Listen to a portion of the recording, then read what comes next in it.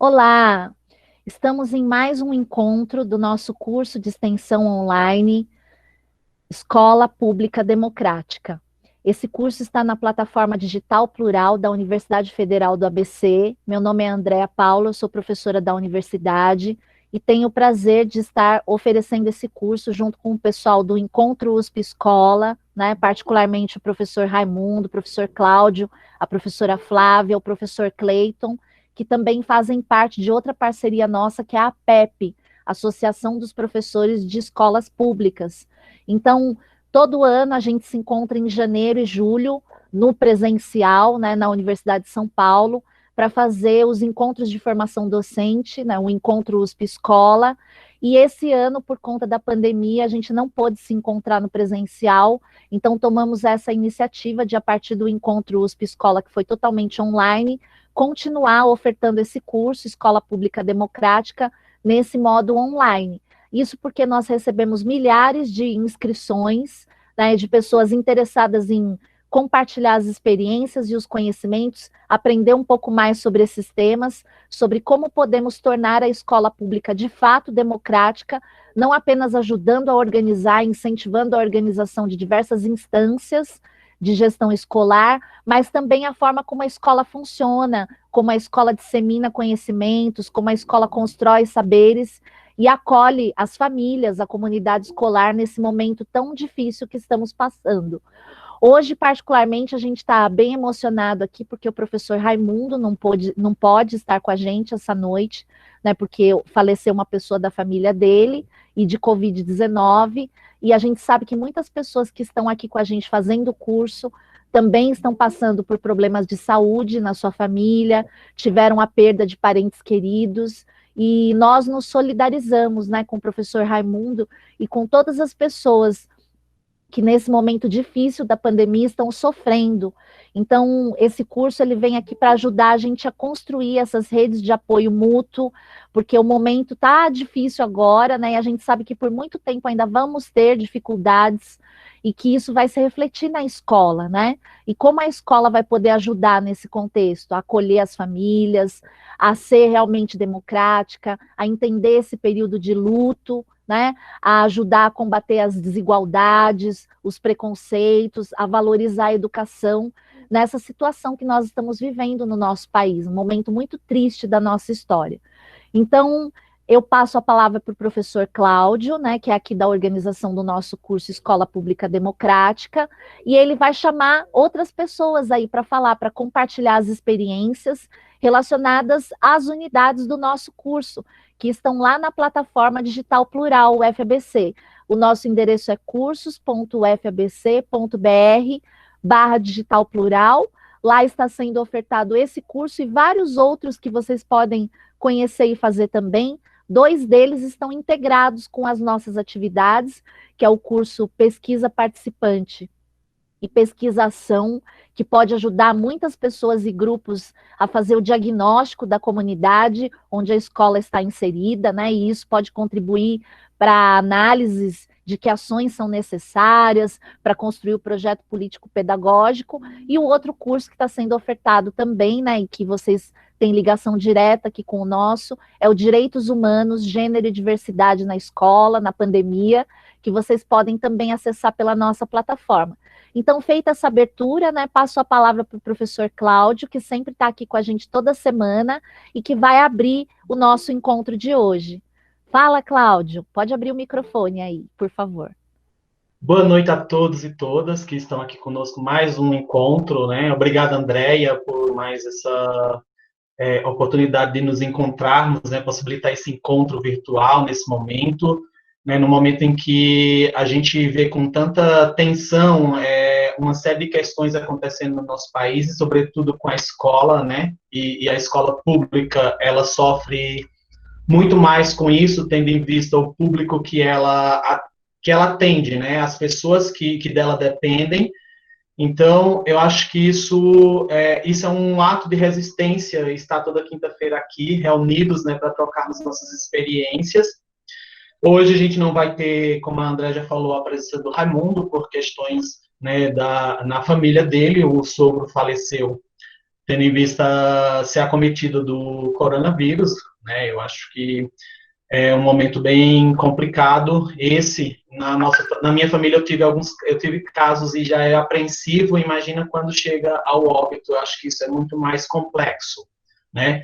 E aí hoje nós teremos aqui presentes a Flávia, né, que está nos auxiliando nesse curso, e ela vai trazer contribuições. Eu acho que ela já entrou aí, eu vi alguma Flávia aí, eu acho que é ela, que vai trazer para a gente a questão do Paulo Freire, né? Temos também uma convidada que é a diretora Cláudia, que esteve com a gente no primeiro encontro e teve algumas falas com a gente, mas volta hoje para falar mais um pouco sobre a experiência dela na escola que ela dirige aqui na Zona Leste de São Paulo. Né? Eu digo aqui na Zona Leste porque a escola é aqui perto da minha residência, poucos quilômetros da residência, e que tem um trabalho magnífico. Né? Ela já foi com a gente no USP Escola presencial, em que ela trouxe essas experiências que ela compartilhou com a gente lá no USP Escola, lá quando foi na parte presencial na USP, e hoje ela volta com a gente para isso. Mas bem, a gente vai continuar trabalhando essas questões que a gente vem trabalhando dos colegiados aqui, né, falando um pouco e trocando as experiências que a gente vem falando ao longo desses encontros sobre a organização da escola, para que essa escola...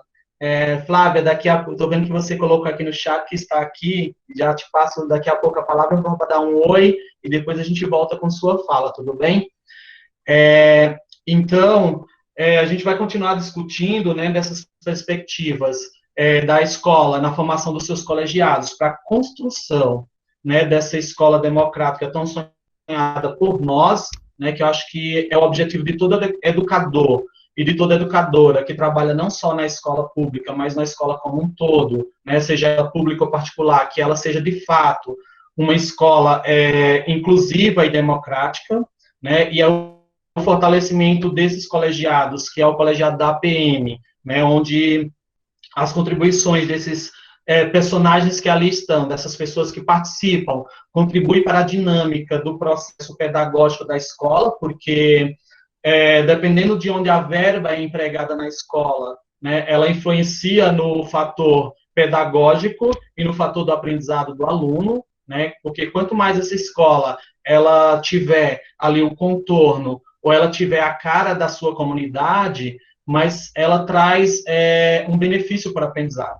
Né? Então, o conselho de classe, né, que ele tem ali uma dinâmica própria de trazer as percepções dos seus atores, né, dos atores da escola pública, onde a gente pode ali dialogar com os demais colegiados da escola, como o Grêmio Estudantil, como representação dos seus pares, né, porque isso é importante, assim como nós defendemos a questão da participação dos estudantes como defensor das ideias dos seus pares, no seu protagonismo, também defender a ideia de participação dos professores na discussão desse processo, né? E como isso se dá no meio de um espaço onde muitas vezes o conflito é bem presente. Né? Então a gente vai voltar a essas discussões também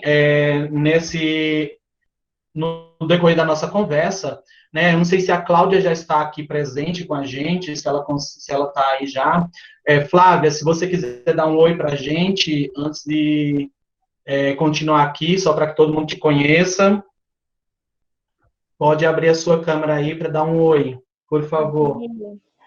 Olá, tudo bem? Cláudio, Andréia, obrigada, né? Boa noite a todos, a todas aqui presentes. Toda quinta-feira é uma alegria poder aqui participar junto com vocês, escutar, né, tantas narrativas interessantes sobre as escolas, né, e como elas vão se constituindo aí no seu ambiente da gestão escolar e nesse contexto que a gente está vivenciando de Covid-19 e tudo mais, né? Bom, eu queria aproveitar aqui a palavra. Né, o Cláudio falou sobre Paulo Freire e acho que a gente tem vivenciado muito Paulo Freire em nosso cotidiano, na questão do diálogo, de quanto a escola conseguiu se reinventar, né? O quanto a gente conseguiu se conectar mesmo à distância, o quanto é importante esse espaço da palavra, esse espaço do compartilhamento de ideias, né? A gente continuou aí a aprender mesmo à distância com o uso da tecnologia. Então, queria agradecer imensamente a oportunidade de estar aqui mais uma vez com vocês, né? E agradecer a Andréia, ao Raimundo e ao Cláudio por poder participar junto da organização desse curso, tá bom? Cláudio pode dar sequência, né, junto com a professora convidada, e aí depois eu volto. Perfeito, Flávia, obrigado, tá? A gente Eu que te chama em agradeço. breve. Eu não sei se o Cleito também tá com a gente aqui já, tá? Eu acho que ele ainda não conseguiu acessar, não. Ok, ele também é um dos professores que está aqui na articulação com a gente para trabalhar a escola democrática, também de uma visão, de um ponto de vista freiriano também, porque eu acho que não tem ninguém mais democrático do que a percepção de Freire, embora eu entenda que na nosso dia a dia, na escola, o Freire ainda é um pouco incompreendido, ou ele não é compreendido no seu aspecto geral. Então, essa ideia de juntar, né, a discussão da escola democrática com as questões freirianas, onde a gente vai trabalhar a perspectiva dessa atuação, né, dessa escola, onde todos têm o seu ponto de partida, onde todos trazem consigo uma bagagem e que essa bagagem deve ser aproveitada de uma certa maneira, né, onde as nossas experiências podem ser trocadas para a construção do aprendizado. Acho que isso contribui muito para que a gente repense, né, essas ideias. E eu estou vendo que a Cláudia já pôs aí que ela está presente. Cláudia, pode ligar o seu microfone e sua câmera aqui para se apresentar para a gente? Oi, pessoal, boa noite, tudo bom? Boa noite, Cláudia. Então, eu acho que nada, não existe, né? Não pode existir, não tem como existir um gestor que não tenha Paulo Freire na veia, né? Não tem como, porque sem ele não existe escola democrática, né? E como a Flávia falou, nós estamos nos reinventando todo dia, aprendendo e aprendendo e aprendendo todo santo dia, porque a pandemia pegou a gente de jeito, né? Como extremamente aprendentes mesmo, porque não, de um dia para o outro, a gente teve que refazer, repensar tudo que para a gente era muito certo, né? Mas a gente está dando conta. Cláudia, então nós vamos fazer o seguinte, como na vez anterior eu tirei um pouco o seu direito de fala, hoje a gente vai deixar você falar bastante, contar a sua experiência com um tempo um pouco mais alargado, e aí logo depois a Flávia traz um pouquinho sobre Paulo Freire, pode ser assim? Que aí a gente consegue explicar, que eu acho que é uma experiência que tem que ser contada em detalhes, né, a sua experiência que é muito linda. E aí a gente, quando você terminar, a gente abre também para quem quiser trazer alguma perspectiva, né, nesse sentido, depois da fala da Flávia, e alguma questão que surgir no meio do caminho, tá, que a gente possa responder mais para frente, ou como você quiser. Se você quiser responder já do início, também fica ao seu critério, tudo bem? Tá bom. Então, estou passando a palavra... Uhum. Então, estou passando a palavra para você, tá? E agora vamos só lhe escutar nesse sentido. Tá bom? Obrigado, Cláudia, por aceitar o convite mais uma vez, tá? Que bom. É muito bom estar aqui. Pode ir lá. Estamos aqui. Bom. Você sobe para mim, por favor, os slides? Você mandou para o Raimundo? Eu vou apresentar os slides. Ah, tá. O João vai apresentar, então tá bom. Fazendo favor, porque assim eu vou só direcionando aqui. Bom, eu vou convidar um amigo, um companheiro, um parça, assim, de coração, que eu acredito em outras encarnações a gente realmente já se conheceu, né? É o Vitor, que foi meu AD, foi meu assistente. Nós começamos lá na MF em 2017. Hoje o Vitor é diretor também, né? Então, mas é uma pessoa que é maravilhosa, só isso. Então, o Vitor também vai estar me ajudando, tá bom? Tá ótimo, Cláudia. Fica à vontade, viu? Qualquer coisa é só chamar, que a gente está aqui. Tá bom. Só estou esperando compartilhar para poder começar. A gente já está vendo os slides, pode começar. Já. Ah, então tá. Aqui eu não estou vendo aqui o slide. O que está acontecendo aqui? Peraí. Então tá, ó. Eu vou passando pelo meu, então, porque eu não consegui abrir pelo computador, eu consegui abrir só pelo celular. Então, eu não consigo ver qual é o slide que está passando. E o Vitor, então, vai me ajudando nesse aspecto, tá? A gente colocou gestão democrática, um esperançar sempre. Aí depois até a gente conversando, né, deve ser o esperançar, né, porque realmente é de esperança, não de esperar, mas de esperançar mesmo, né, de correr atrás. Pode passar, por favor. E aí, gestão democrática, né, quem somos nós? Bom, eu me apresentei um pouquinho, eu sou a Cláudia, eu trabalho na MF Antônio Arthur Begby, Zona Leste, né, desde 2017, estou na educação há mais ou menos 30 anos, né, e agora estou na direção da escola desde 2017, com o concurso da prefeitura. E é uma escola que é apaixonante, né, estar na direção é algo que eu sempre sonhei, para fazer diferente. Para não fazer como eu sempre vi acontecer, né? Então, eu queria fazer alguma coisa diferente. Vitor, você pode se apresentar, por favor? Sou o Vitor, eu estou sem câmera, por isso que eu não vou abrir, tá, galera? Tô só com o microfone. Eu sou o Vitor, eu fui assistente da Cláudia no ano de 17 até 2019, até começo de 2019. Em 2019, eu assumi a direção aqui do CELMF de uma escola na Zona Sul, e atualmente eu sou o diretor de uma escola aqui na André Penha. Beleza. Então, próximo slide. Trazendo Paulo Freire, né?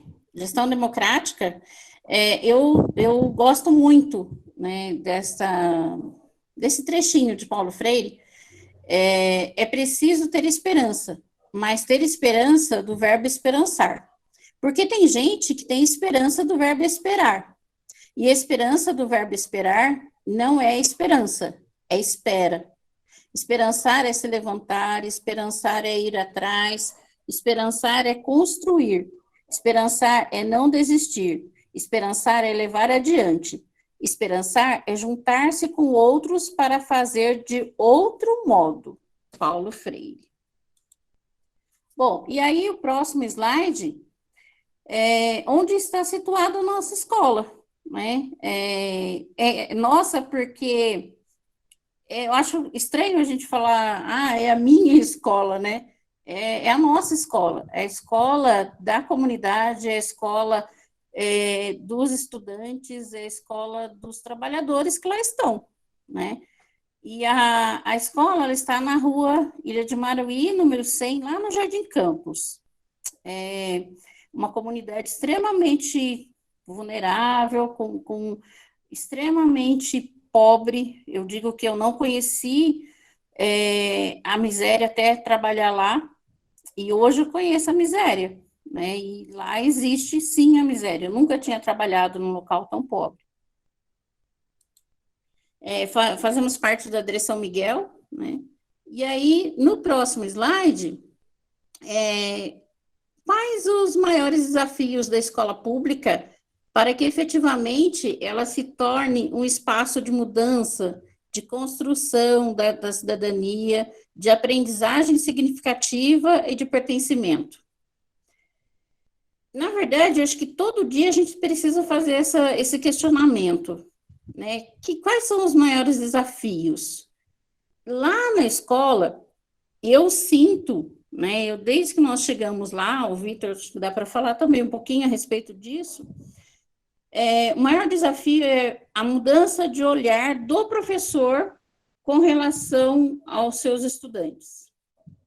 Mudança de olhar da merendeira, da menina da limpeza, faz a limpeza, da coordenação, de todo mundo, vendo diferente, né? Vendo aquele aluno, aquele estudante de uma forma diferente, dando a ele realmente o direito de aprender.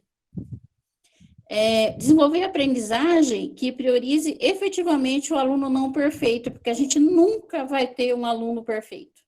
Nós nunca seremos perfeitos. Então, desejar que o aluno seja um robozinho, que não erre nada, não existe isso. Não tem como, né? O nosso aluno, ele não é perfeito, e é dentro dessa imperfeição que está a beleza da coisa, né? Porque se todo mundo fosse igualzinho, seria horrível. Então, dentro dessa imperfeição, né? Dessa não perfeição, no caso, é que a gente consegue construir com ele tudo de legal, né? Tudo que ele pode oferecer. Uma educação integral. Essa educação integral no integral da criação mesmo. Não só ter 10 horas de estar na escola por 10 horas, por 7, por 5, por 10, não.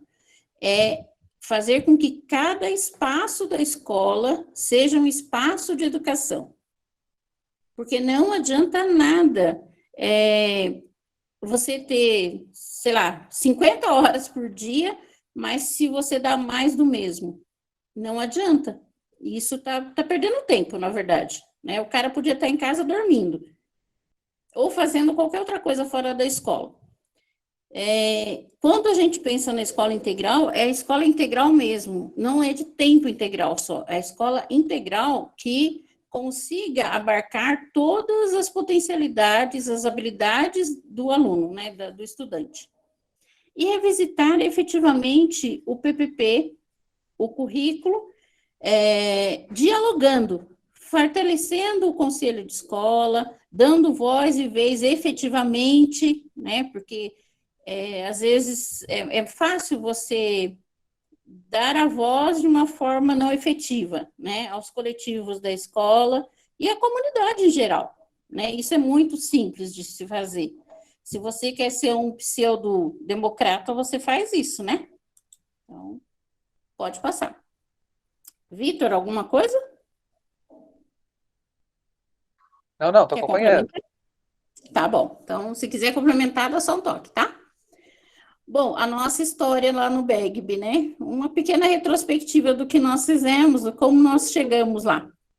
Nós chegamos, eu e o Vitor, meu fiel escudeiro, dia 2 de janeiro de 2017, né? Que eu assumi a direção. Acompanhada do Vitor, né? Como meu AD. E a gente chega numa escola, encontramos uma escola totalmente gradeada, gente. Eu não sabia se eu estava num presídio ou numa escola. Aquilo me doeu. Nossa, vocês não têm ideia de como me doeu. Dividido em castas, e literalmente, sabe? A Índia perdia, né? Lá para o BEGB. Castas muito bem organizadas, sabe? O que um podia fazer, o outro não podia. O que era direito de um não era direito de outro, né? Então, se você era um Dalit, estava lascado, né? Então, e extremamente vulnerável, porque as pessoas que estavam dentro queriam sair e as que estavam fora não queriam entrar. Então, e tinha uma guerra muito grande, né? Não existia um pertencimento real. fechada, a comunidade completamente fechada, os pais morriam, os responsáveis morriam de medo de serem chamados até a escola, e sem brilho. Ali, quando nós chegamos, nós falamos assim, meu Deus do céu, isso é uma escola mesmo, será? Uma escola enorme, com mais de 1.000 alunos, 1.300 alunos praticamente a gente tinha, mas era muito... Não existia vida ali, sabe? Não tinha o desejo real de estar ali. Aí, qual foi a nossa primeira atitude? Conhecer o Ô, Cláudia, entorno. Oi. era interessante lembrar que as relações, tanto as relações externas quanto as relações internas, elas eram extremamente frágeis. Ou Sim. seja, era uma gestão que estava na escola há 20 anos, de uma escola que tinha praticamente 50 anos, de professores que estavam lá há muito tempo. Mas os alunos que estavam do lado de dentro e queriam sair, tinha os que estavam do lado de fora e queriam invadir. Então, eles quebravam a escola, eles quebravam o telhado, eles pulavam para dentro da escola, eles andavam no parapeito da escola ameaçando os professores. O horário da saída, sobretudo da tarde e entrada da noite, eu tinha que ir para a porta porque eles queriam entrar, eles queriam vandalizar, eles queriam bater. Era funcionário que apanhava, era gestão que era desfeiteada. E o aluno que era dentro, ele também não tinha voz e vez, e tinha a ideia do professor e da escola de que o menino tinha que ficar dentro de um espaço trancado, sem ter esse direito de fala, o intervalo era trancado e as relações eram muito complexas, né? Complexas no sentido de, nós estamos aqui há 20 anos, nós fazemos assim, desse mesmo jeito, então tudo era entulhado, tudo era fechado, tudo não tinha acesso, e foi nessa relação que a gente chegou, né? Chegamos, fomos recebidos, e aí começam as atitudes da Cláudia enquanto gestora para que essas relações pudessem ser modificadas. Então, tanto o interno era complexo, quanto o externo era complexo. Era violência de fora e a violência de dentro. O índice de reprovação altíssimo. Nós tínhamos até o 6º E, e tinha alunos do 6º ano, por exemplo, que já estavam no 3º ou no 4º ano de retenção. Né? Nós tínhamos turmas da EJA que eram formadas pelos alunos que eram diversas vezes retidos até que chegasse na EJA. Então, todas as relações, aí a gente vai no Freire de novo, todas as relações do discente, de comunidade, elas eram muito frágeis, e foi isso que nós encontramos e que nos fez pensar a possibilidade da construção de uma outra escola. Né? Eu não gosto muito da ideia de uma nova escola, porque a escola tem uma história, né? Então a gente não foi para mudar a história e mudar a cara da escola exatamente. A gente foi para tentar reconstruir essas relações e reconstruir esses relacionamentos. Então eu queria só pontuar isso. É verdade. Assim, não dá. A escola tem mais de 50 anos, não dá para jogar tudo no lixo, né? Tudo que foi vivido, não dá. Mas as relações que nós encontramos lá eram complicadas, para falar o mínimo, né? E aí, qual foi a nossa atitude, né? É conhecer o entorno, a população e a comunidade escolar. De que forma nós fizemos isso? Andando pelo bairro, conversando com as pessoas, se mostrando, né? Porque não tinha como não. Aí as pessoas elas ficavam muito apreensivas, né? E foi andando mesmo, foi entrando nas comunidades. E aí era muito engraçado, porque eu ia me apresentando, boa tarde, tudo bom? Eu sou a Cláudia, nova diretora do BEGB. Aí as pessoas ficavam meio assim, sabe, meio desconfiadas, mas foi assim que eu aprendi a conhecer, a ver como é que essas pessoas moravam, como é que elas estavam divididas lá no território, e foi fazendo isso a princípio, né, nas primeiras semanas. Junto com uma limpeza, uma faxina absurda, porque a gente sabe muito bem que não pode ter estoque na escola, a gente sabe de uma série de coisas. Nós fizemos uma limpeza profunda, literalmente. Juntamente com as meninas que trabalhavam na limpeza, a gente descobriu um mundo de quinquilharia, gente. Muita coisa, tudo era buraco e armário. A gente tinha, assim, armários em todo o corredor de alvenaria para guardar quinquilharia. Panela de pressão que estava estragada, que não tinha mais utilidade. Papel sulfite, então, eu falei, meu Deus do céu, tinha, sabe, resmas e resmas e resmas e resmas de papel sulfite. Trabalhamos cola. 3 anos sem comprar uma Sem folha comprar sulfite. Tinha uma sala inteira de papel sulfite, inteirinha, enorme, de papel sulfite, que ia até o teto. A cola recendeu, né, a escola inteira quando ela foi aberta, porque estava podre. E assim, e os professores, eles sempre se queixaram que eles não tinham material para trabalhar, que eles tinham que comprar o material. E existia na escola. Coisas novas que nunca saíram da caixa, computadores, nossa, muita coisa. E Vídeo cassete 7 cabeças, daquele que era nosso sonho na adolescência de ter.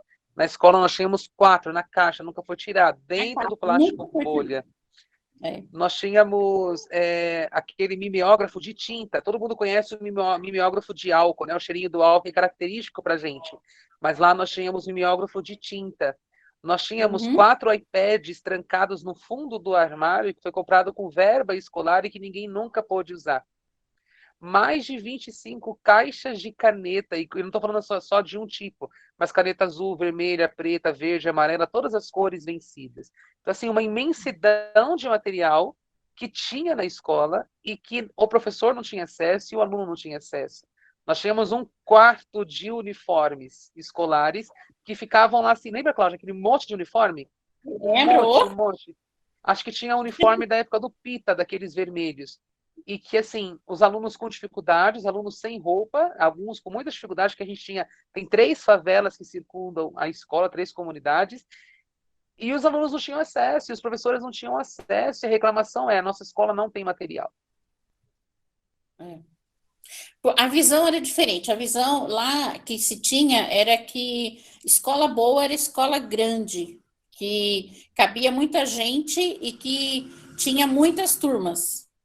Essa era a ideia, né? Não interessava o que estava sendo aprendido, mas se interessava quantos alunos existiam na escola, né? O número de quantidade, né? Em quantidade, não em qualidade. Tomamos conhecimento também da história da escola, né? E dos personagens, através de muito diálogo. Gente do céu, nossa, eu acho que eu fiz tenho certeza que eu fiz pedagogia, mas lá no BEGB eu fiz, acho que um ano inteiro de psicologia, porque foi sentar, foi conhecer, foi saber a história de cada um, saber a história da escola, saber mesmo, conhecer, puxar tudo que era possível para que a gente pudesse aprender e conhecer o campo que a gente, né, estaria pisando, né? Pode passar. Bom, a escola no primeiro ano foi 1 tonelada de lixo, né? De doação para o ferro velho, nós conseguimos praticamente R$ 900.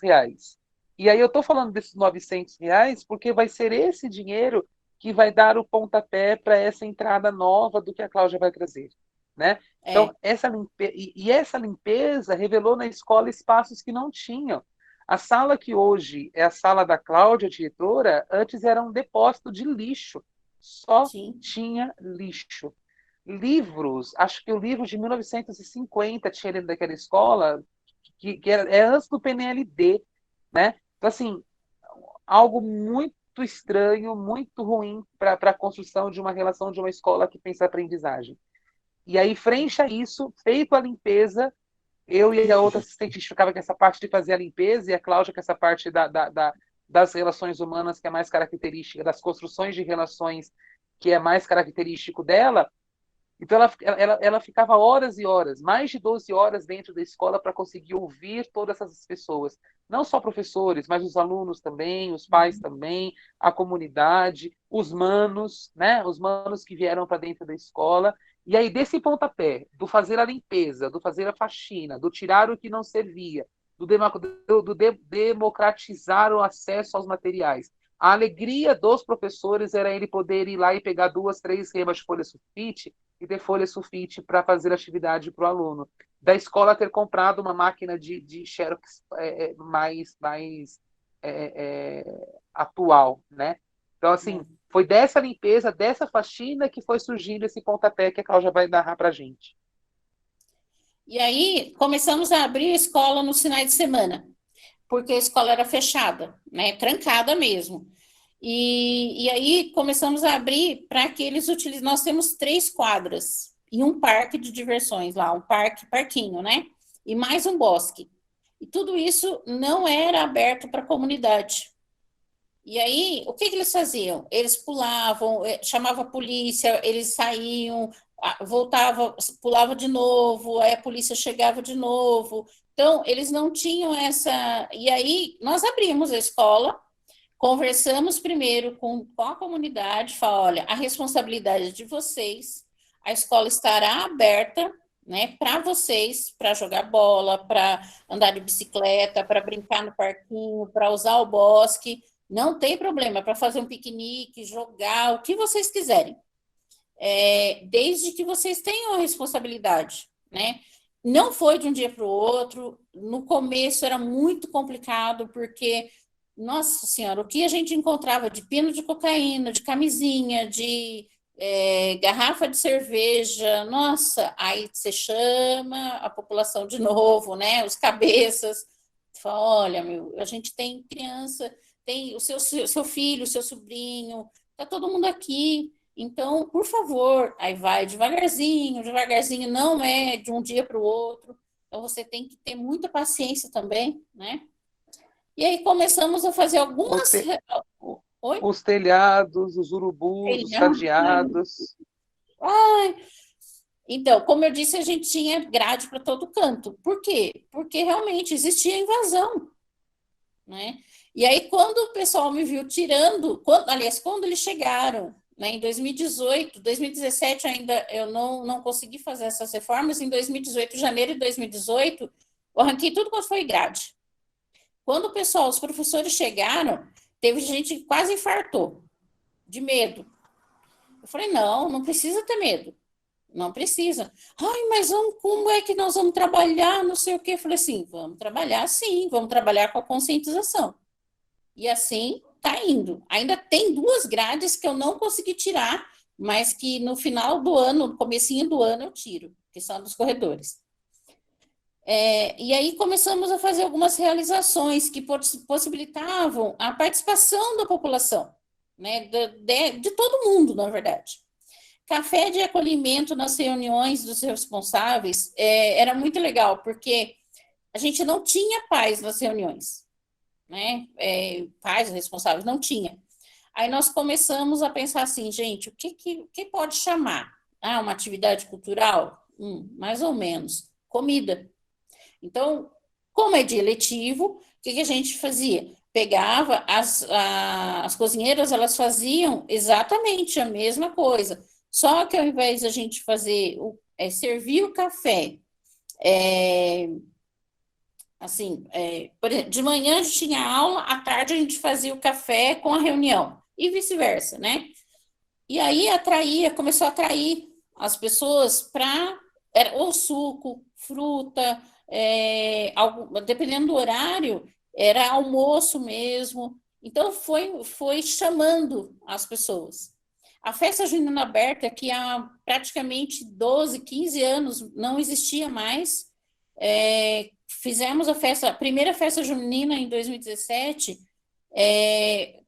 deu praticamente 20 mil reais a festa.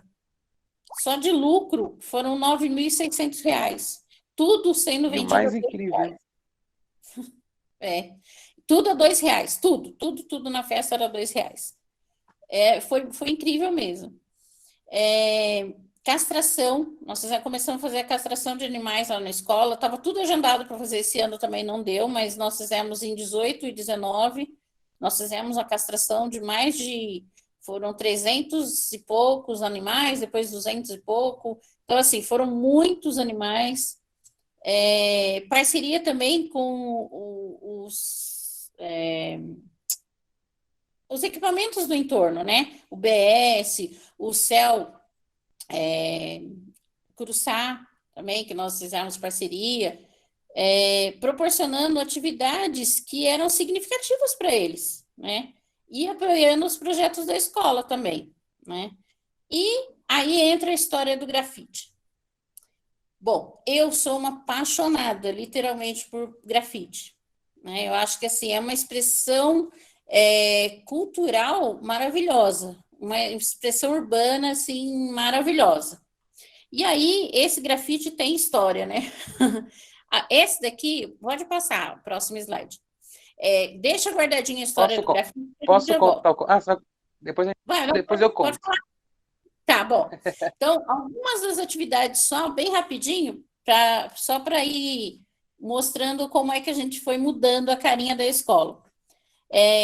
Nós fizemos o Carnabegbe, que foi a sensação, assim, quando nós chegamos, né, em 2017, aí em fevereiro logo foi o carnaval.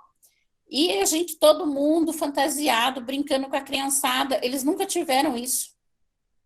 Então, essa proximidade, essa coisa de chegar, de poder estar abraçado, que nem essa moça está abraçada com a aluna, ela era minha assistente, era a Márcia. Então, assim, essa proximidade foi maravilhosa, né? E aí a gente tem o Carnabegbe, pode passar. Algumas atividades que aí começaram a ser feitas fora da sala de aula, porque a gente tem um espaço muito bom e precisava ser usado. Então, começamos a utilizar o espaço do pátio, o espaço do bosque, o espaço das quadras, e assim foi. Vários espaços que foram sendo utilizados para diversas atividades. Pode passar. A festa junina aberta, né, que essa foi de 2017, e a arrecadação foi tão grande, tão grande, tão grande, que a gente, nossa, não sabia mais onde colocar coisas, porque a comunidade abraçou absurdamente a ideia, que eles queriam há muito tempo. Pode passar. Oi. Cláudia, vou aproveitar para fazer uma pergunta que a gente está transmitindo também no nosso canal da Digital Plural UFABC no YouTube. E lá o Leonardo Rocha perguntou assim: gostaria de saber como era a situação da biblioteca da SMF, como ela ficou depois das mudanças. Geralmente nas escolas do estado de São Paulo, as bibliotecas ficam abandonadas. Sim. Então achei muito interessante, né, que ele está assistindo a gente pelo YouTube e fez essa pergunta. Se você puder responder, Cláudia, ou você, Victor, por favor. O idealizador da sala de leitura foi o Vitor. Pode contar, Vitor. O que nós encontramos? Eu sou professor de língua portuguesa, né? E sou um apaixonado pela literatura infantil e juvenil. Então, quando nós chegamos, nós tínhamos uma sala de leitura que ela era cinza, os livros eram antigos, eram livros que não atraíam os alunos. A professora da sala de leitura de lá, ela tinha um trabalho muito bacana de proximidade, mas os livros que lá tinham eram os livros que ela levava, sabe assim? Os livros da casa dela. Então, a gente foi conversando, a gente foi falando. A Cláudia, no primeiro ano, comprou quase R$ 5.000 de livro do bolso dela para que a gente pudesse revitalizar aquele espaço.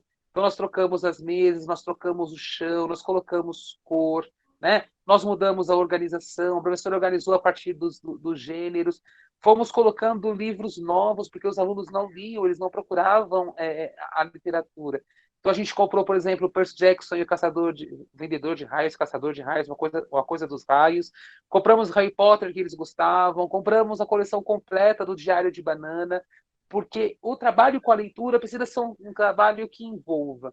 Então, numa comunidade, um território de vulnerabilidade, que não há nenhum espaço de cultura, nós encontramos no trabalho da professora, né? Foi a professora que, envolta com esses alunos, começou a fazer com que a sala de leitura se ressignificasse.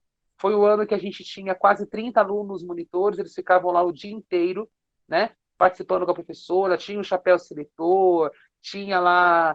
Descobrimos que o Paulo Freire visitou a nossa escola, tinha uma foto lá que ele foi conhecer a sala de leitura. Então, foi esse o trabalho, de revitalizar, de trazer uma nova cor, de trazer novos mobiliários, e foi isso que deu uma fortalecida nas nossas relações em relação às atividades de leitura, né? Fizemos os cantos de leitura pela escola inteira, então agora não era mais só a sala de leitura, mas em cada cantinho da escola tinha um ambiente de leitura.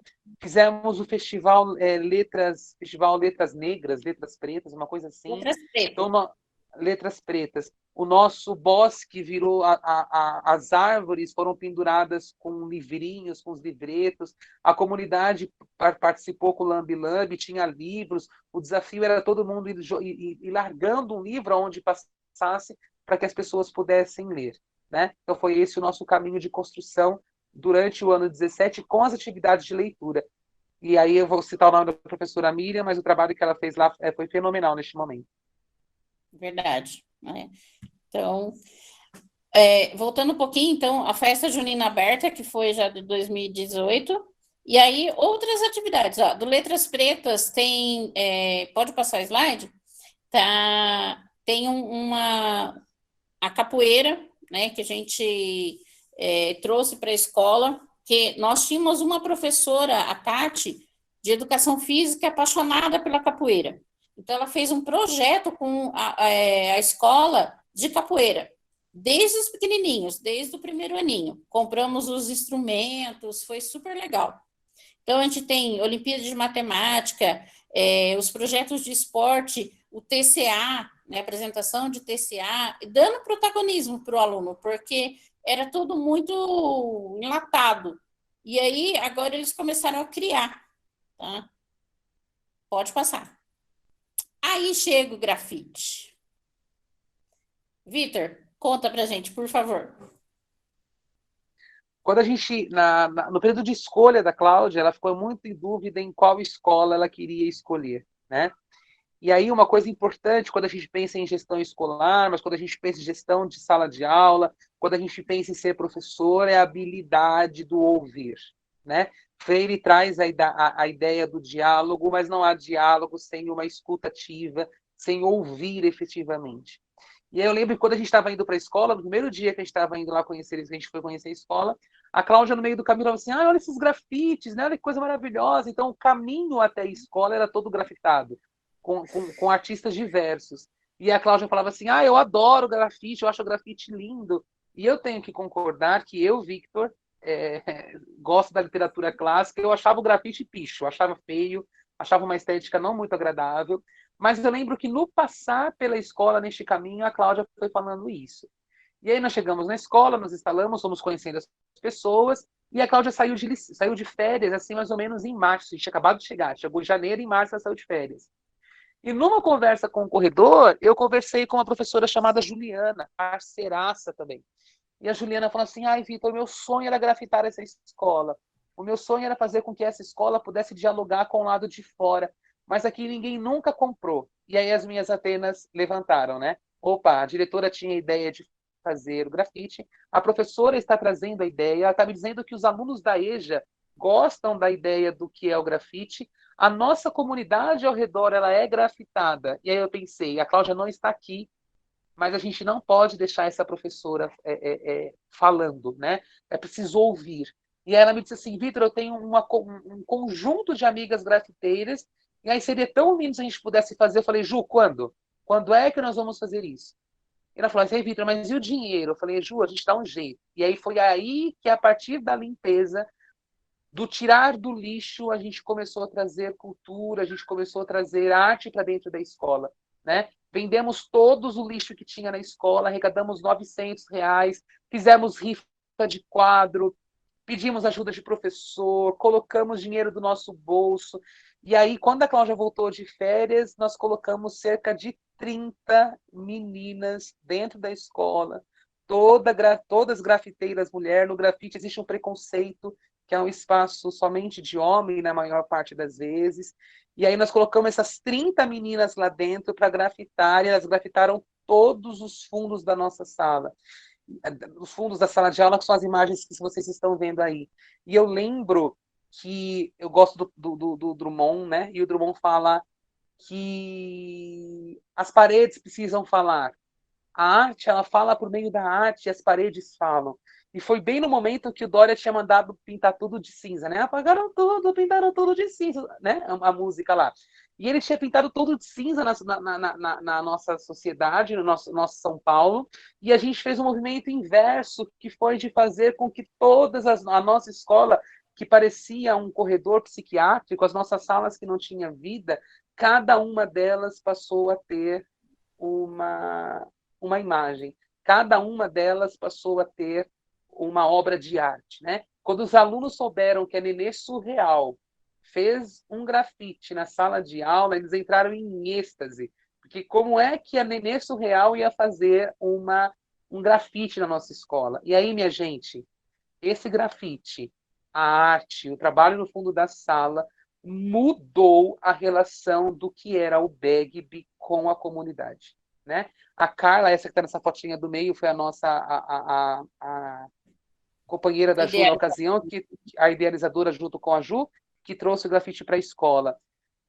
A violência diminuiu, os alunos não mataram mais os urubus em cima da escola, eles não agrediam mais os professores, os ATS passaram a não ter mais medo de ficar no meio do corredor, eu não tive mais que eu peitar a hora da saída para poder controlar as confusões. Só que assim, a gente ganhou os alunos ficavam bestificados, eles ficavam maravilhados. O primeiro dia, eles querendo correr de uma sala para outra, 18 salas grafitadas, e eles queriam correr de uma sala para outra, de uma outra para outra, vislumbrados. Porém, entretanto, contudo, todavia, nós criamos uma briga gigante com os professores.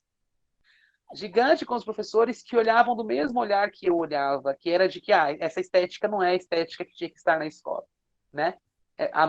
O muro da escola, dentro da escola, grafite. Mulheres negras grafitando. E o muro era o Homero Brito. Né? Uma outra estética. Então a gente criou aí uma outra zona de conflito que fez com que a gente se reinventasse e olhasse de novo para dentro da escola. E aí eu vou deixar a Cláudia falar. Mas a arte foi o momento de transição, foi o momento de transcendência do BEGB.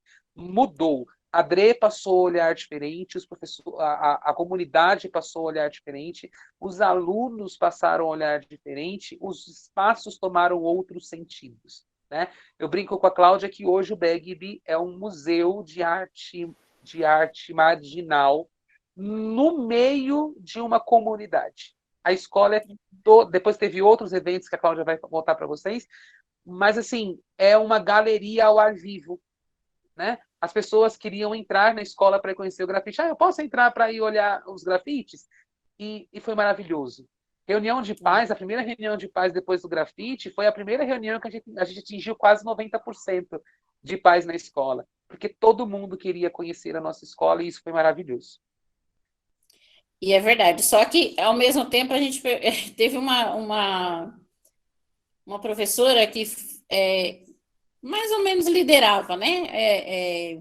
Os professores. Ela virou para mim e falou assim, quando é que essa palhaçada vai acabar? Quando é que essa poluição visual vai acabar? Onde já se viu? E aí, depois de tanta conversa, de apresentar para ela, né? Para ela não, para todos, na verdade, as mudanças. A foto do perfil dela no final do ano foi exatamente um grafite.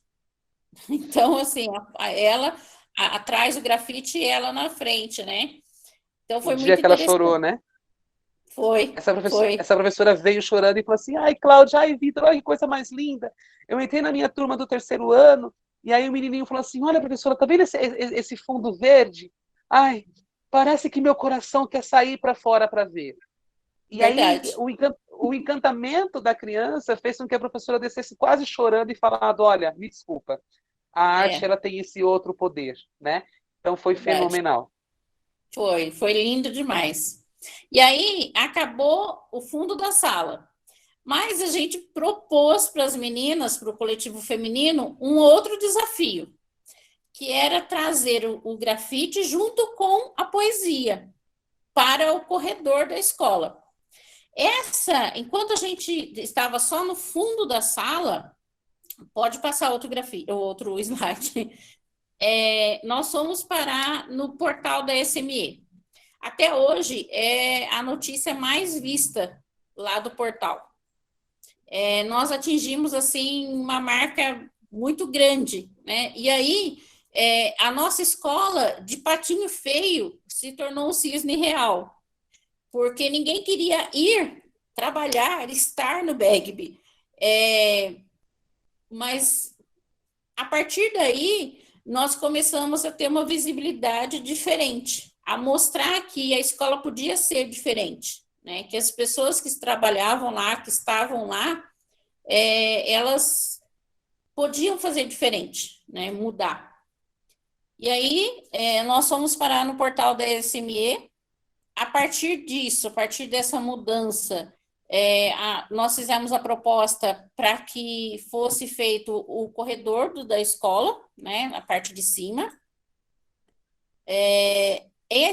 Nesse meio tempo, entre o corredor, as salas de aula e o corredor, nós fizemos as carteiras estavam muito feias. Então, o que nós fizemos? Nós compramos o tampo de madeira, só que toda com cores, a cor que era, como que diz? A fórmica, de acordo com a cor do grafite no fundo da sala. Mas assim, o que vigorava mais o grafite era a cor da fórmica. E isso daí bombou. Literalmente, teve mais de 1 milhão de visualizações, né, no Facebook. E aí, as pessoas do Brasil inteiro, elas ligavam lá para a escola para saber como é que tinha sido feito. Eu falei, meu Deus, eu não aguentava mais atender o telefone, porque eu falei, meu Deus do céu, teve gente do Brasil inteiro, do Amazonas, do Paraná, do Brasil inteiro querendo saber, e um mostrava para o outro, e foi crescendo como é que tinha sido feito isso. E aí eu explicava, dava meu e-mail, telefone, aquela coisa toda. E foi crescendo, né? Aí, pode passar. Aí chegamos ao grafite. O cantinho de leitura aqui embaixo, ó, a gente fez com os sim. pallets, fizemos no pátio. Então, nós tínhamos, da escola, 8 cantinhos de leitura, né? 8 Sim. possibilidades. Porque agora o aluno sentava, contemplava a obra de arte, lia a poesia que estava nas paredes e tinha a oportunidade de fazer uma leitura de um gibi, a leitura de um livro, a leitura de um jornal, nesses espaços que tinham pela escola. E aí, no slide seguinte, já vai com o grafite o poema nas paredes do corredor. Já foi em 2018. Então, nós pedimos novamente, né, a colaboração das grafiteiras e demos todo o material e elas grafitaram para a gente os corredores. Então, a gente tem 3, né, mais a reportagem, e aí no próximo slide, mais um pouquinho de grafite. Agora, eu vou pedir só que você retorne para mim lá na primeira, no primeiro slide e acesse para mim o site da escola. Só clicar no site que ele já vai abrir.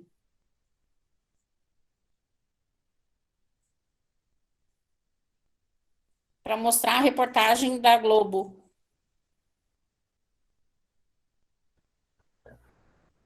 Viu, Cláudia? Oi. Enquanto ele está acessando, tem uma pergunta aqui do Vitor Gregório. Existe algum conselho escolar com participação na comunidade, na escola em que vocês trabalham? Então, enquanto ele acessa aí, você pode, por favor, responder para a gente. Existe, mas ainda é uma luta para o pessoal participar. Existe, sim, o conselho de escola, mas que ainda, infelizmente, as pessoas, os responsáveis, a gente tem sempre casos mesmo responsáveis, né? A gente não conseguiu ainda atingir este nível de participação. Então, nós conseguimos atingir para as reuniões de pais, para para as atividades da escola, para várias atividades, mas a participação no conselho ainda é baixa. Infelizmente, ainda é baixa, ainda é muito pequena, né? Todo ano a gente briga para que realmente tenha mais gente, convida, sai fazendo propaganda, mas ainda é baixo. Mas eu acho muito importante esse relato que você está fazendo, Cláudia, porque a gente vê que tornar a escola pública democrática não depende só de ter um conselho escolar, depende de todas essas ações que você foi explicando, de como a comunidade vai participando e se apropriando, né, e se sentindo pertencente ao espaço escolar. Então, os conselhos, as instâncias, elas são importantes, mas elas não são a única coisa que garante uma escola de fato democrática e acolhedora da comunidade. Não é, infelizmente, não é também. Oi, fala. Um dado interessante da nossa escola é o fato de nós termos, foi uma coisa que eu assustei muito por ser o assistente e ter esse contato muito de próximo com os pais, era uma escola sem mãe. Então, o maior número de alunos que nós recebíamos e que a gente tinha que entrar em contato, a gente recebia a avó ou a gente recebia o pai.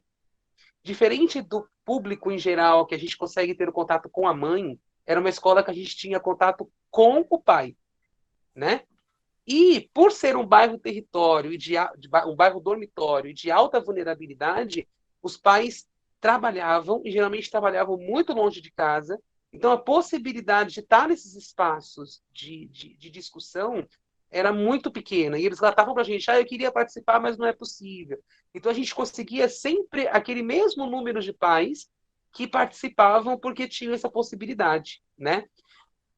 Depois que mudou essas relações, a gente tinha fila, por exemplo, dos pais para pegar a declaração de trabalho, porque eles começaram a entender que, pelo menos na reunião dos filhos, eles tinham que estar presentes.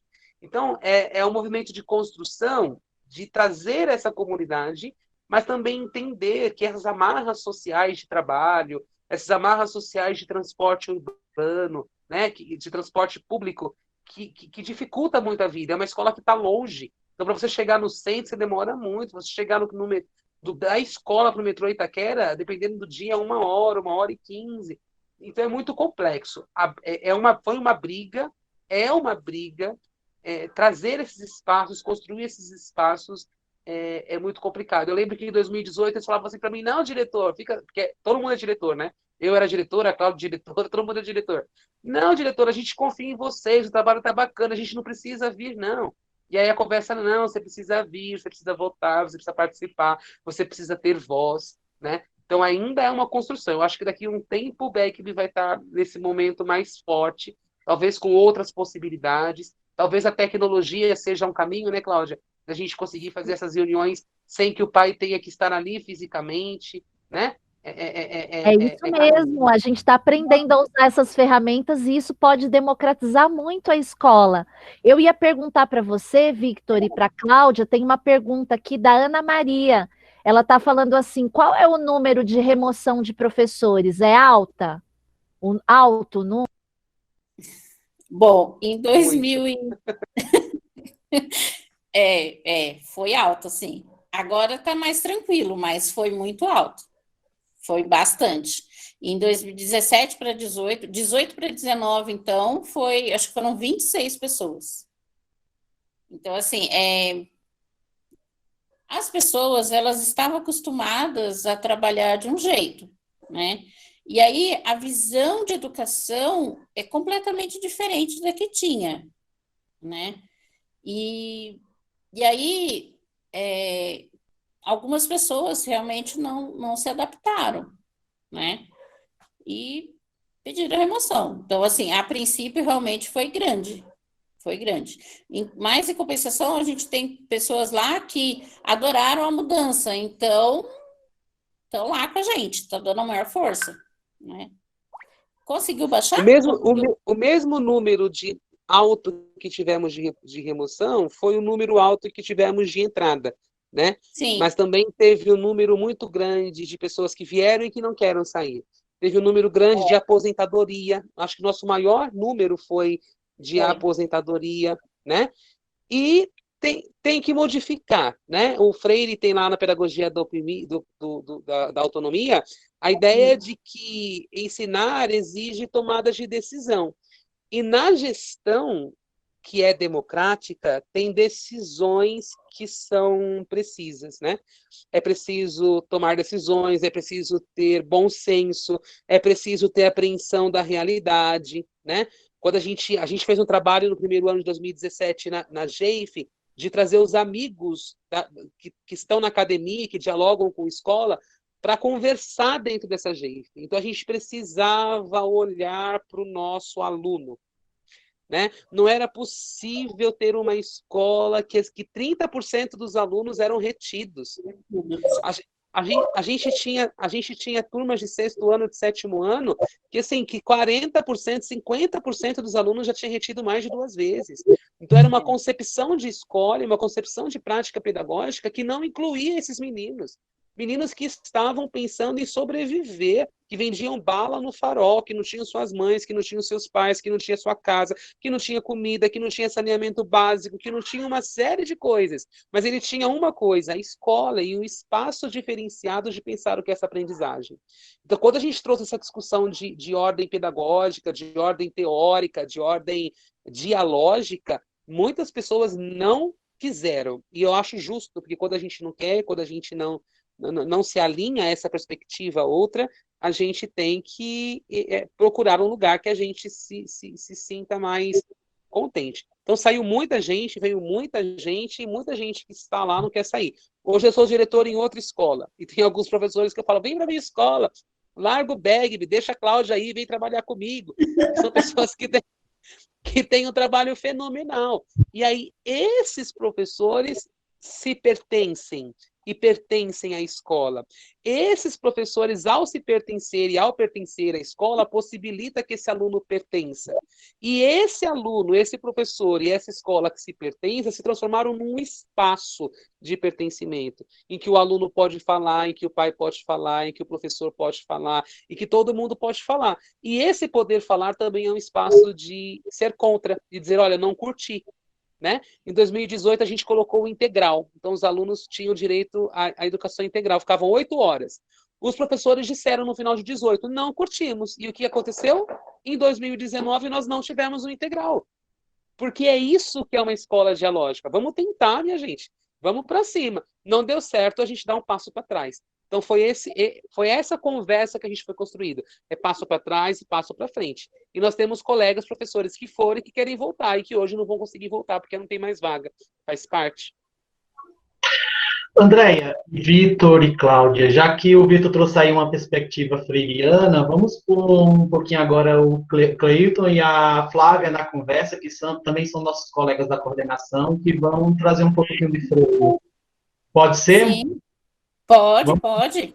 Vamos escutar também essa perspectiva, Cleiton, Flávia, que estão por aí, já podem. Cleiton, pode se apresentar. Flávia, boa noite, quer começar? Pode ser. Eu já me apresentei, né, que o Cleiton conseguiu entrar agora. Eu já me apresentei e aí pensando um pouquinho no que a Cláudia trouxe para a gente e o Vitor, eu comecei a trazer, a puxar da memória as histórias da implantação da ETEC onde eu trabalho, né, eu e o Cleiton.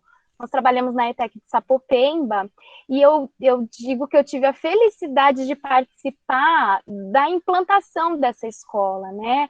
A escola ela começou a funcionar teoricamente em maio de 2007, porque lá nas ETECs a gente tem todo o processo seletivo, vestibulinho, né? Para poder os estudantes entrarem na instituição, né? E eu cheguei em julho desse mesmo ano como estagiária. Eu já tinha atuado com trabalho voluntário e também como estagiária na ETEC José Rocha Mendes, que fica na Vila Prudente. E aí eu fiquei escutando as histórias dela de uma escola de 50 anos e fiquei pensando nessa instituição que eu trabalho, que tem 12, vai completar 13 anos, né? E fiquei trazendo na memória as histórias e a felicidade que é participar desse momento de construção de uma escola.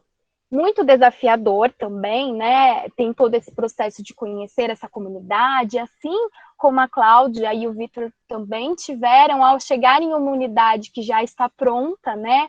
Entre aspas, porque nós nunca estamos prontos, nós sempre estamos nos reinventando, aprendendo, né?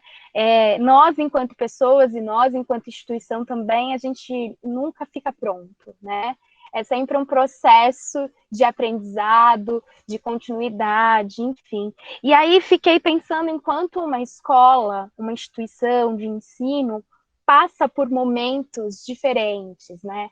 Nesse início da escola, nós não tínhamos quase funcionários administrativos. Na ETEC, a escolha da direção, né? Nós estamos aqui falando sobre as questões de gestão, enfim. E aí a escolha da direção, ela é realizada através de uma eleição, os professores votam, funcionários, alunos, todos têm o direito a voto, né? E aí gera uma lista com 3 candidatos que vai para a superintendência, que acaba definindo qual será o nosso diretor ou diretora pelos próximos anos, né?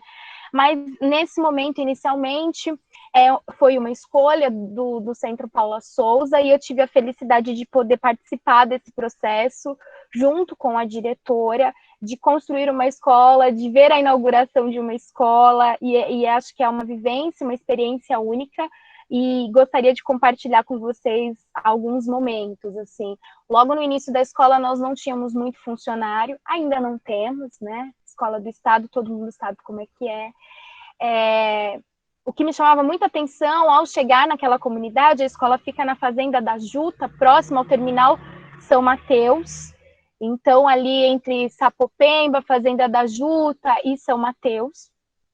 E a escola, ela foi pensada por uma comunidade que foi estruturando o seu bairro, né? A partir ali da instalação do CDHU, foi se desenhando quais os equipamentos aquela comunidade gostaria de ter ali.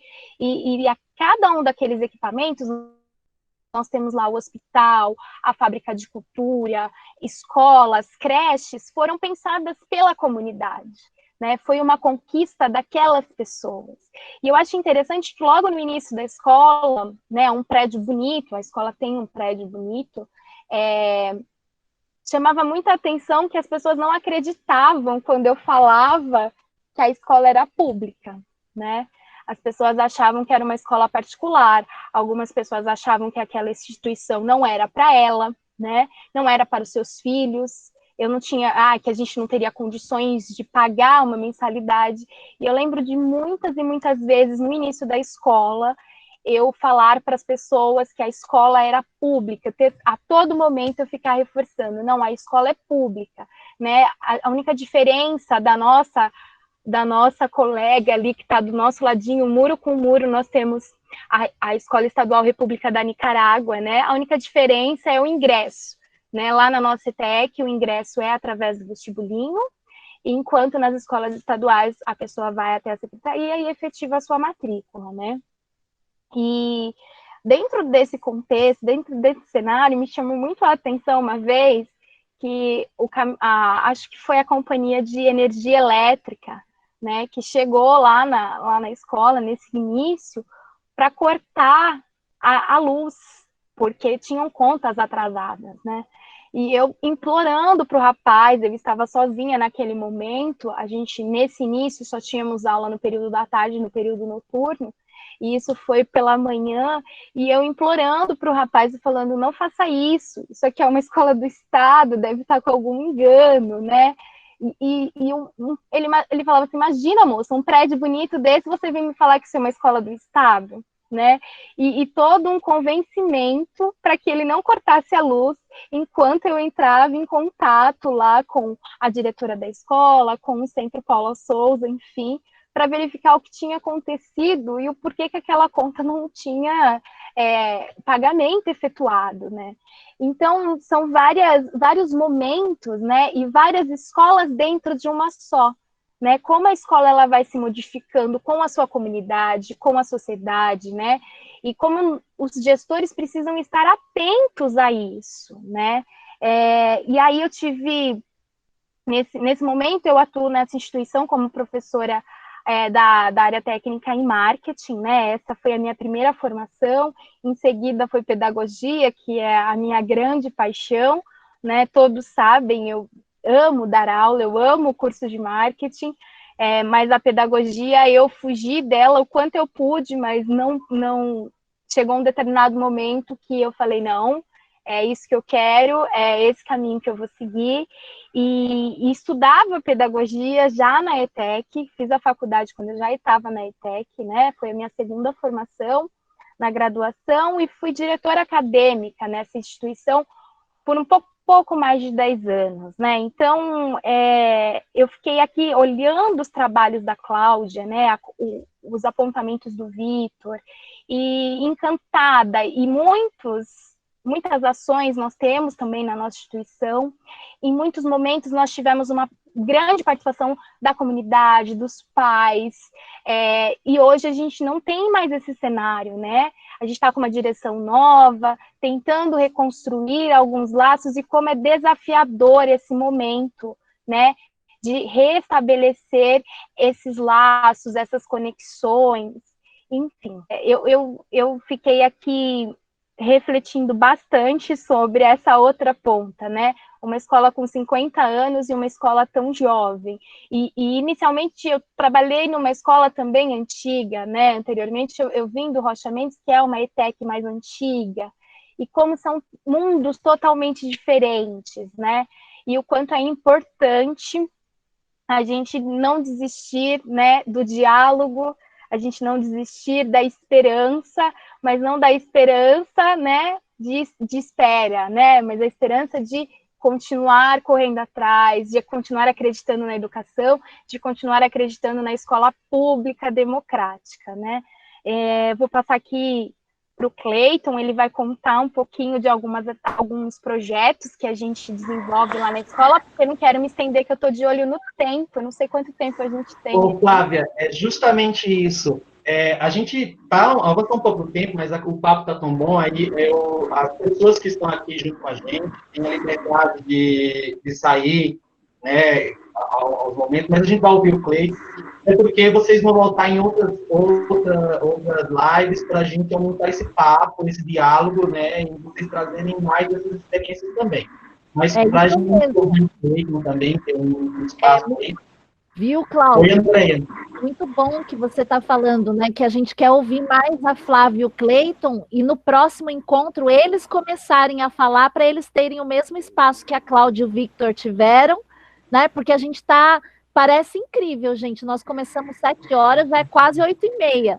Então, talvez o pessoal tenha outros compromissos, mas a gente nem percebe a hora passar por nós, vocês ficam a noite inteira falando.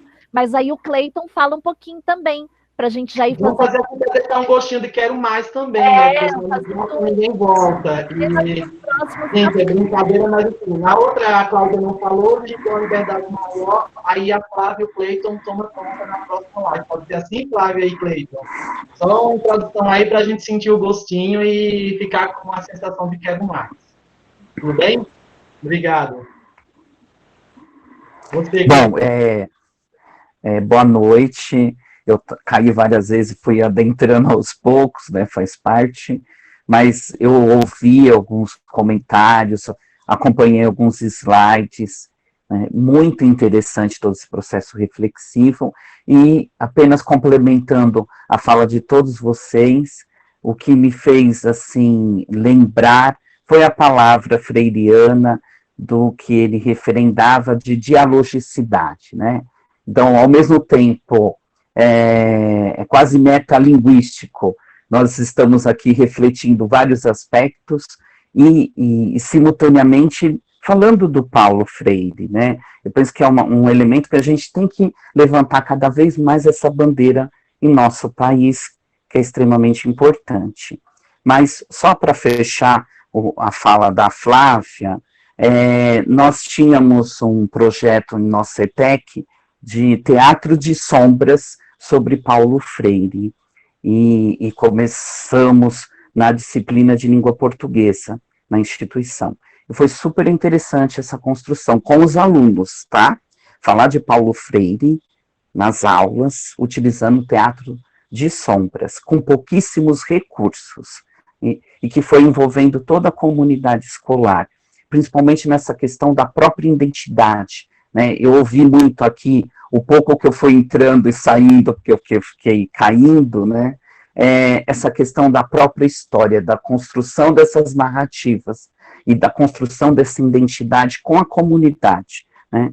Foi muito interessante o que eu ouvi de vocês, amei, e me fez, assim, resgatar essas narrativas da nossa ETEC, né, num pensamento freiriano, tá? Então, muitas vezes não são com muitas ferramentas, né? Com certas ferramentas simples, mas com contexto e com significado, a gente vai construindo e co-construindo novos diálogos, identidades, e ouvindo, né? Mas o ouvir de forma reflexiva, antes, durante e pós. Só isso. Obrigado. Quer falar, Cláudia? Dar um tchau para o pessoal, para a gente ir fazendo um encerramento. Sim, André. André, só responder uma pergunta aqui que tem no chat da presença, né? A presença vai ser computada além do chat, né? Com a entrega dos diários de bordo que a gente vai recebendo de vocês ao longo do curso também. É isso, né? E aí, se você pudesse colocar aqui para a gente no chat o link da Plural Digital, para as pessoas conseguirem também acessando, quem ainda não conseguiu acessar, seria ótimo. Gente, eu agradeço muitíssimo a vocês, a Cláudia. Cláudia, muitíssimo obrigado por ter aceitado o nosso convite de voltar novamente, já que eu não lhe deixei falar na outra, né? Você e o Vitor, muito obrigado por compartilhar essa experiência que eu sou apaixonado por ela desde a primeira vez que ouvi. Ainda não tive tempo de visitar a escola, mas irei a qualquer momento, né? Depois dessa pandemia, visitar. E foi uma inspiração para que a gente fizesse um trabalho lá na escola que eu estou lecionando hoje, né? Que também surgiam uns grafites lá. Então, é isso, gente. Muitíssimo obrigado por a presença de todos, né? Esperamos que na próxima quinta-feira estejam aqui com a gente compartilhando essas experiências novamente e tragam também as experiências para trocar com a gente o que vocês têm enfrentado ou feito nos espaços que vocês trabalham. Andréia, com você, tá? Eu queria agradecer muito você, Cláudia, por estar aqui hoje, a Cláudia, o Victor, a Flávia, o Cleiton. Sim, Flávia e o Cleiton. Nossa, o pessoal comentando aqui no chat, né, que foi inspirador, dando os parabéns pelas experiências que vocês relataram. A Flávia e o Cleiton, a gente espera ouvir com mais detalhes, né, esses pequenos resumos que eles fizeram das experiências, assim como quem estiver aí fazendo o curso com a gente e quiser também compartilhar suas experiências. O Cláudio falou aqui da presença, né, no nosso curso.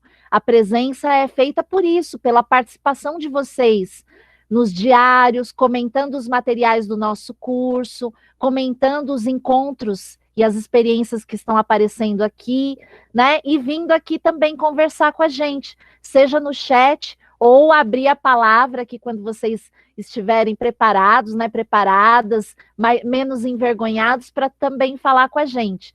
De início, a gente pensou que o encontro teria 1 hora, mas vocês viram que as histórias são emocionantes, né? As imagens que foram mostradas são muito bonitas e as perguntas feitas muito pertinentes. Então, de fato, se passou 1h30, a gente nem percebeu, né? Então, a gente pede desculpa se alguém tinha algum outro compromisso, mas foi um encontro maravilhoso e a gente dedica esse encontro ao nosso amigo Raimundo, né? Que tem uma situação muito difícil, a gente falou no início, né? A família de luto, e ele faz muita falta, ele precisa saber que nós estamos junto com ele é nosso irmão, né? Ele nos ensina tanta coisa, e que a gente ficou muito sentido dele não estar aqui com a gente hoje. Então, a gente dedica esse nosso encontro a ele, né? E a família dele, para que eles se recuperem, que o Raimundo possa voltar logo, e que a gente se reveja na semana que vem, tratando de todos esses temas e todas essas perspectivas, esses projetos, essas experiências da Escola Pública Democrática. Muito obrigado, gente. Até a próxima, viu? Vou desligar a gravação aqui, vocês abrem tudo o microfone para dar tchau, mandar beijo, enquanto eu acho o botão, tá? Obrigada. Tchau! Tchau, boa noite. Boa noite. Boa noite. Tchau.